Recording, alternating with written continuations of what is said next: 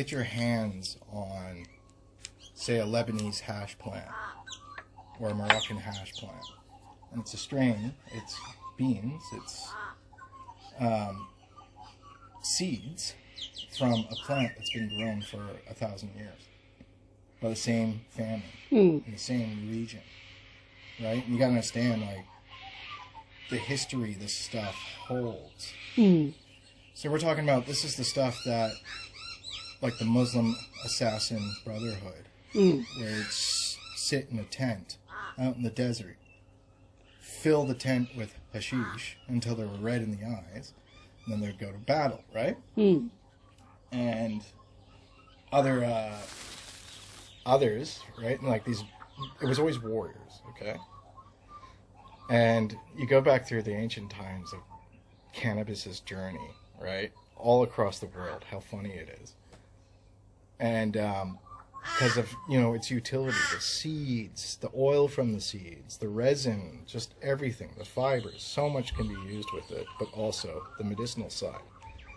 And these tales of, like, natives seeing these brutish, strong men, you know, warriors that they thought were gods, right? Literally thought they were gods, or actually they thought they were from another planet.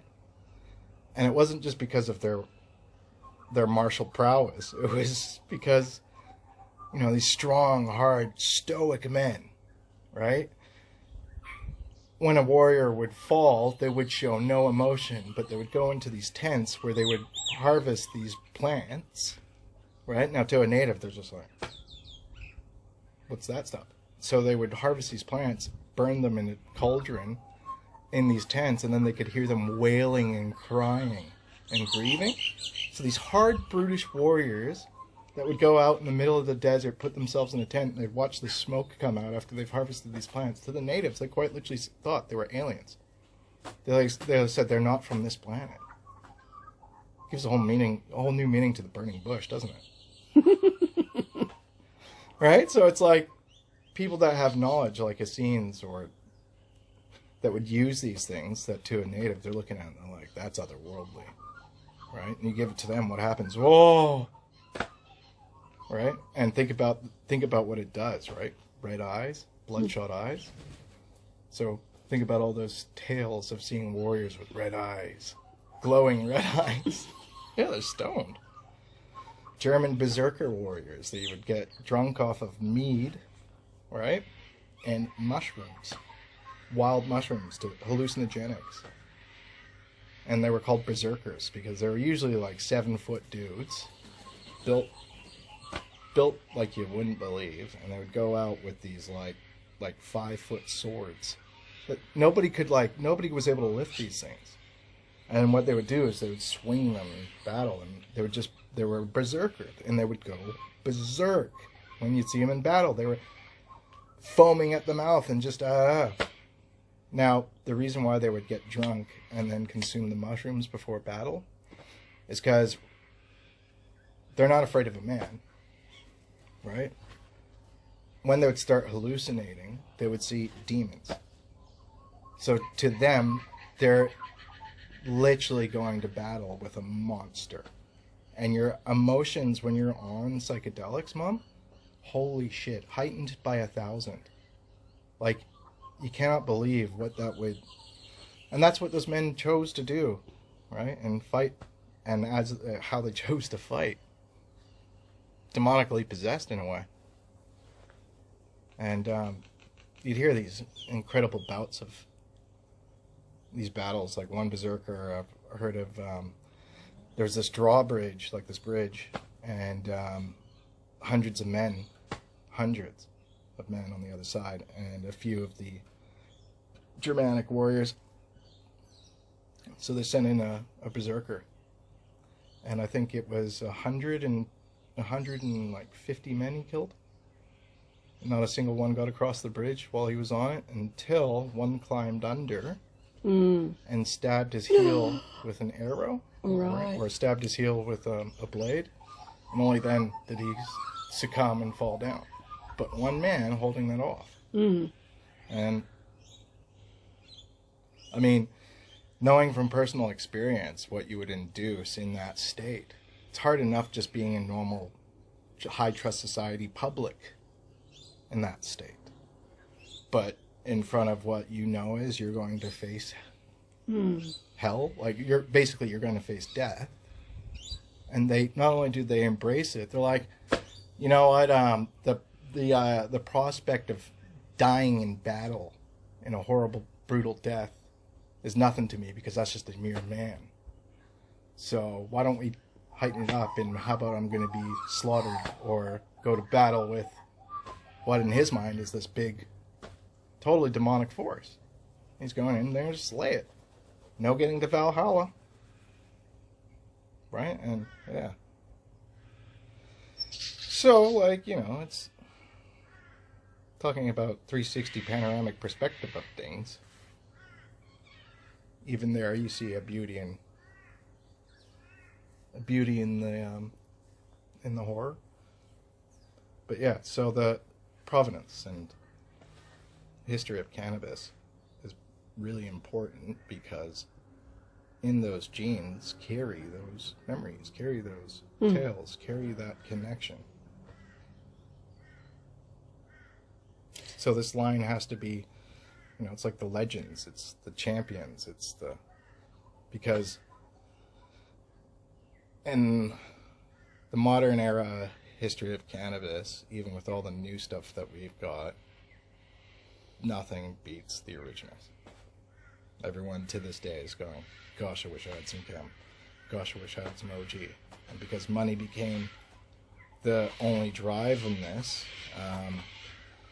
all the men and women that had passion for the plant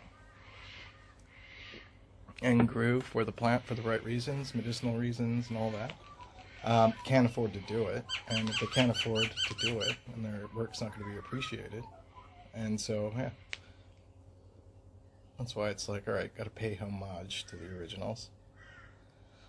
That's why I'm really pleased having White Widow genetic in there, because that comes from Shanti Baba, Scott Blakely, the Australian bloke that went to Amsterdam, did all that stuff.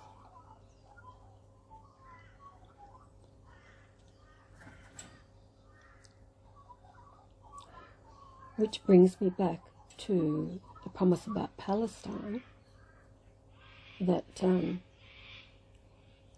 it's their DNA connection to the land, it's within their souls, that they will rebuild Palestine, because only they can.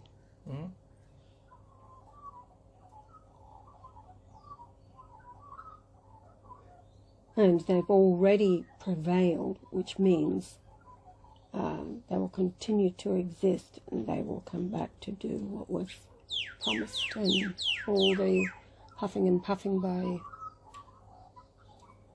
the demonic world of oppressors to them. Yeah, well, that's what I saw. Yeah, and I having that.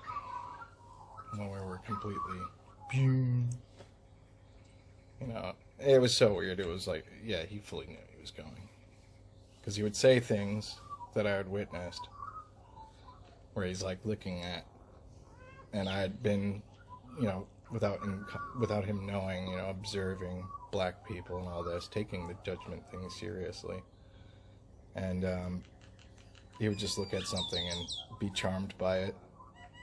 I can't remember what it was, but he was charmed by it. And it's how I feel about it at the end of the day as well.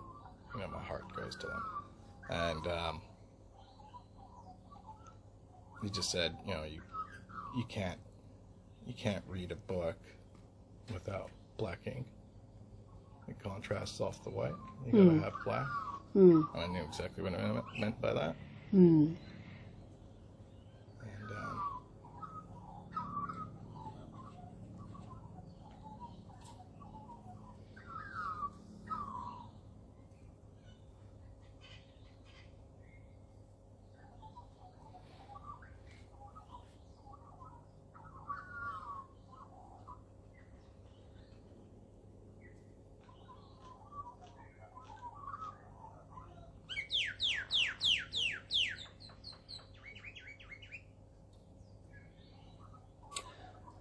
So, packet harmony is a choice. And so, sorry, and to go off of that, it's, yeah, people, native people, especially the nations, are, yeah, absolutely tied to, like, the entire circadian rhythm of that geographical land. That's right. And, you know, where they feel resonate or drawn to, and however they interpret it, spirits, whatever the hell. Yeah, it's 100%. It's their breath, their makeup, the beats per minute of their heart, the way that how their blood is circulating. It's that same similar pattern as you see, and we were talking about with, like microbes and bees. It's the same with, you know, the tune that vibrates there is the same with those native populations are at. I thought one day when I was sitting in traffic going down to Kyogle, and I was just looking at all the nature there, I was thinking about how a wombat, you know, walking through nature, through the bush there, and you're hitting all the animals, all the insects, and all of it constantly, right? And then you hear a car pull up and it's got hip hop, and you're like, and I thought to myself, dude, their music, their tune, their theme song to life is literally the sound of that's all around them.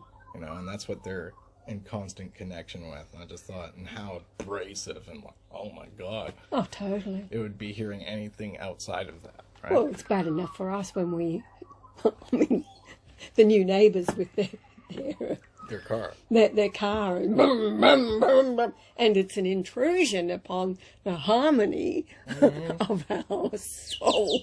Absolutely. For that instant. So. Yeah. And like I grew up, I've like matured greatly because I don't skateboard in public or down a footpath or anything anymore. And I realized, I'm like, you know, fuck, I wouldn't want to hear that.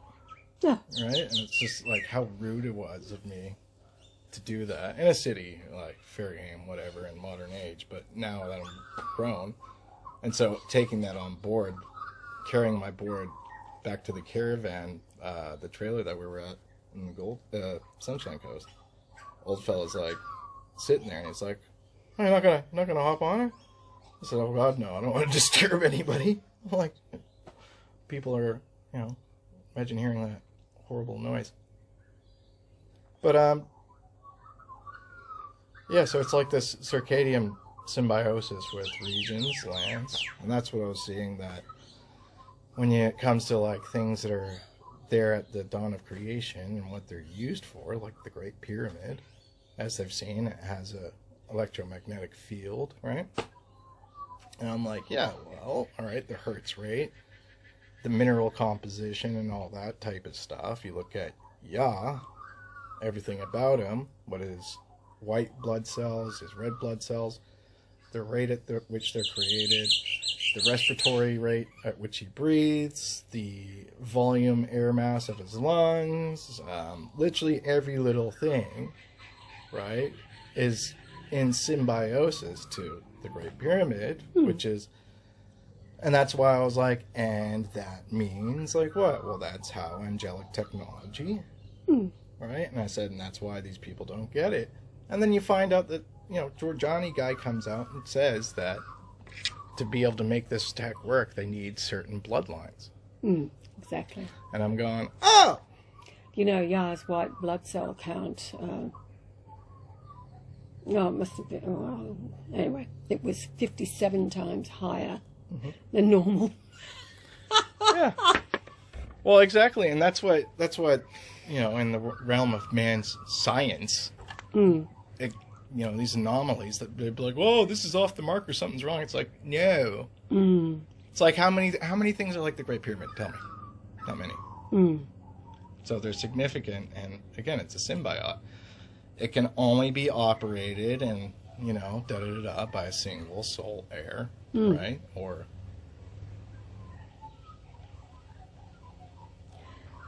After he lay in the king's coffer, which was a perfect fit, of course, with the elephant on his chest. That's the morning that it all started, the elephant on the chest, right when we'd uploaded that this is the day we're going to climb his altar to himself. Good reason to stop him. But his lying in the coffer provided him with the final measure, which was based upon his height, that he hadn't yet found until after that experience. And when he found it, it was like, because it talks about the measure of a man, or it was Yah's measure, it was the measure of himself. Yes, when he found that, it was like in the pyramid, it was the last piece of the puzzle then, 2013. He was so delighted. He said each one of these threads that he'd be prompted to think about and then follow it through to find the needle in the haystack of the universe. He said, these are the miracles of today. And then the final answer to his presence here being presented to him the morning that he departed from the house. I have finished my course. There is nothing left to reveal. And he said, are you ready to go? And I said, absolutely. No, I didn't. I said, yes. And then he said, what if it's just me? And I just looked at him, and he would say, those steely blue eyes. And I said, I will hunt you down. And so he has sent me on a treasure hunt, him being the treasure, since he departed, beginning with the blues clues of the Santorini message on the 22nd of November 2022, when he told Audi 2645 while on the Isle of Santorini that Audi recognised. Oh dear, oh dear. He knew how to keep me occupied. Once Yah departed, our phones were all put on silent. We didn't do it. And then the events after, our phones were all put on silent. And then what Yah spoke to me about the couple, that all those things had to be revealed as he was doing it oh so loudly, mostly in my closet. Tell them this! And the rest is history, but then getting through all that and then deleting, it was about deleting from our life any influence that was from the enemy, or and not to share information that was given exclusively to us.